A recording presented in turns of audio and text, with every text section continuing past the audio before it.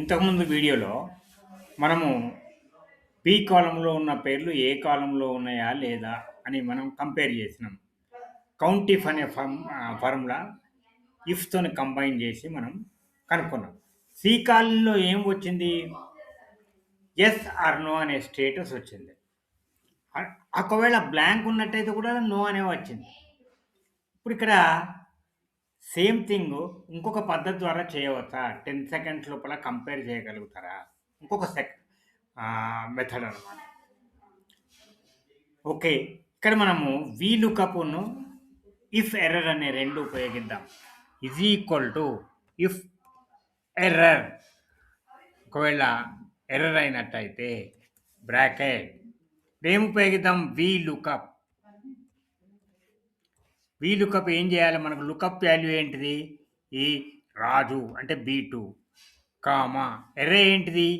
A2 నుంచి B90 వరకు ఉన్నాయి కదా. సో కామా దీని తర్వాత మన కాలం ఇండెక్స్ ఏంటిది? దేనిలో వెతకాలి అంటే ఫస్ట్ కాలంలో వెతకాలి. తర్వాత కామా, తర్వాత ఫాల్స్, FALSE. వీలుకప్లో ఫాల్స్ మనం తప్పకుండా పెట్టాలి. పెడితే మనకు అది ఎగ్జిక్యూట్ అవుతుంది. బ్రాకెట్ క్లోజ్, 2 సార్లు బ్రాకెట్ క్లోజ్ చేయాలి. 2 ఫార్ములాస్ ఉన్నాయి కదా. Bracket close, enter.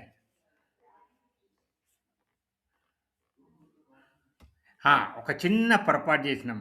ఇప్పుడు ఈ ఇఫ్ ఎర్రర్కి ఏం కావాలి మరి? ఇఫ్ ఎర్రర్కు ఒకవేళ తప్పైనట్టయితే నో అని పడాలి, లేకపోతే నాట్ ఫౌండ్ నో అని పడాలి. Inverted comma close. ఇప్పుడు ఎంటర్ చేద్దాం. చూసిరా, ఒకవేళ వాళ్ళు సెలెక్ట్ అయితే వాళ్ళ పేరు అక్కడ వచ్చింది. సెలెక్ట్ కాకపోయినట్టయితే నో అని వస్తుంది. మీరు కింది వరకు వెళ్ళి కూడా చూసుకోవచ్చు, ఎక్కడైనా నో నో నో అని.